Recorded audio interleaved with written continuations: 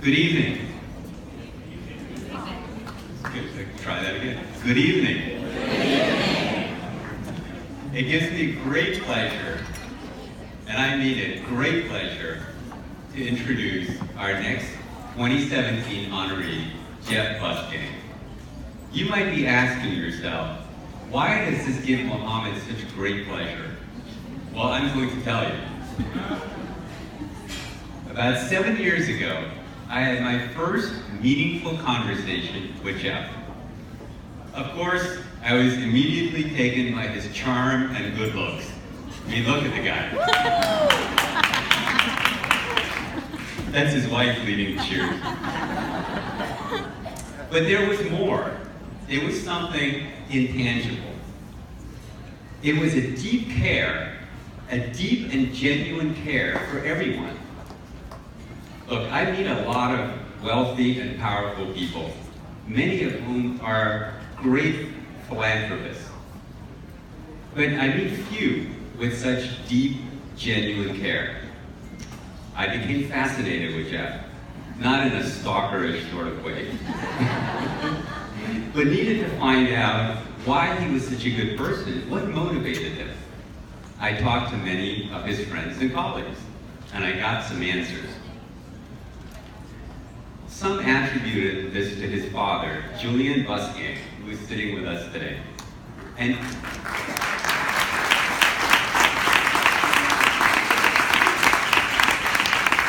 an immigrant, a Holocaust survivor, and a brilliant entrepreneur who gave back to his community. Others said Jeff was born that way, and both his mom, Faye, and his wife, Linda, makes sure he stays that way. And then my favorite answer came from, let's call him David to protect his anonymity. Quote, "You are wrong, Jeff is not a nice guy. He would not let me play at his softball team because he said I wasn't good enough. The guy is so damn competitive," unquote. Well, none of us are perfect, but Jeff comes pretty close. In the Jewish tradition, there is a concept of tikkun olam, defined by acts of kindness performed to perfect or repair the world. Jeff lives that concept every day. He is a successful venture capitalist overseeing over $600 million in investments. In his spare time, he created Hack Diversity to enable more African Americans, many of whom are immigrants, to participate in technology. He created the Alliance for Business Leadership for businesses to help the world be a better place.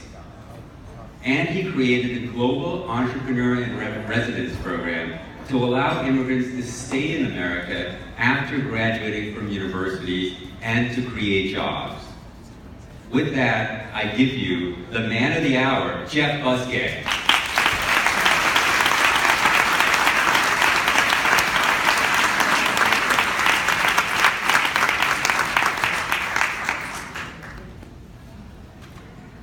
Only in America could a Muslim guy named Muhammad give such a beautiful speech, including Hebrew in it, to the son of a Holocaust survivor. Only in America.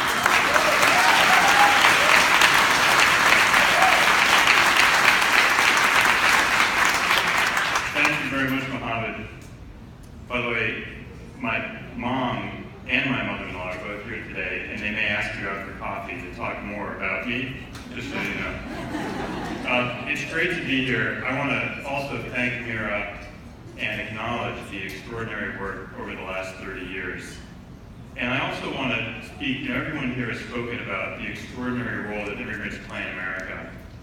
But I want to speak for a minute about the extraordinary role that each of you are playing in America. I don't know if people saw across the way here was a senior prom. Did people see all the 17 and 18-year-olds very nervous at the prom? That was the Lexington High School senior prom. I'm a proud graduate of Lexington High School, so I felt very connected to that event.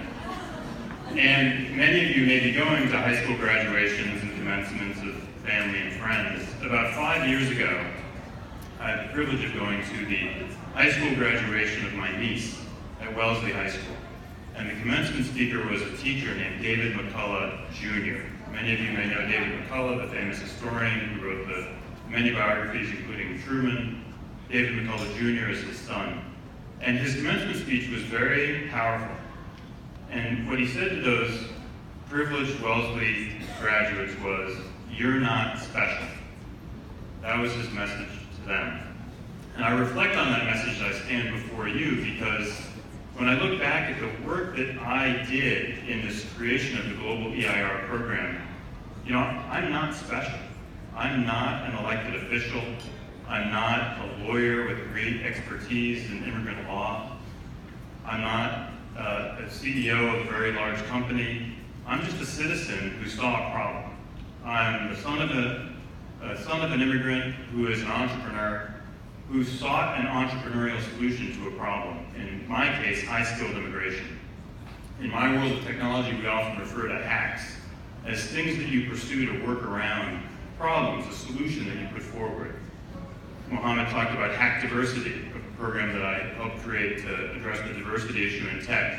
Well, the problem that I saw was that we were seeing all these extraordinary entrepreneurs come to America, and we were kicking them out after we inspired them with our incredible economic and innovative ecosystem. And I thought that was wrong. It was a social justice issue and an economic development issue. And that's why this program was created. But, you know, I'm not special. I don't have any power to create these kinds of programs. So what did I do? I went and found experts in the world of immigration law, like Jeff Goldman and others. I went and talked to the officials that sat at the time in the Patrick administration and controlled such matters, like Assistant Secretary of Economic Development, Jennifer Lawrence, who's here today. I talked to legislators, I talked to UMass, and together we created this workaround, which is that if a university sponsors a visa for an entrepreneur, they can avoid the lottery, the dreaded H-1B lottery, because universities are exempt from the lottery. And so with this team, from the Patrick administration, from the legislature, from the immigrant law folks, from UMass, we created this program. That program was supported by the Baker administration. And I said, only in America could a Muslim give such a beautiful speech about a Jewish kid. Only in Massachusetts could a Democratic administration program be supported with such vigor by a Republican administration. That's what's so amazing about this state.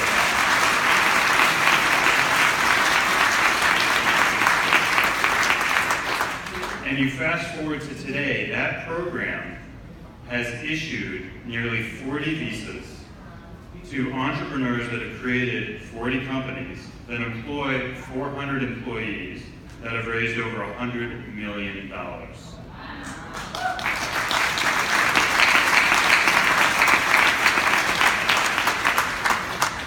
And then, again, not being a special person, not having any power to take this program nationally, I reached out to friends who were in other states, and we created together a nonprofit that has rolled this program out nationally. And the program has now been launched, called the Global EIR Program, as you heard. It's now been launched in New York, Chicago, Boulder, and most recently in San Jose, and helping immigrants in all of those areas get H-1B visas.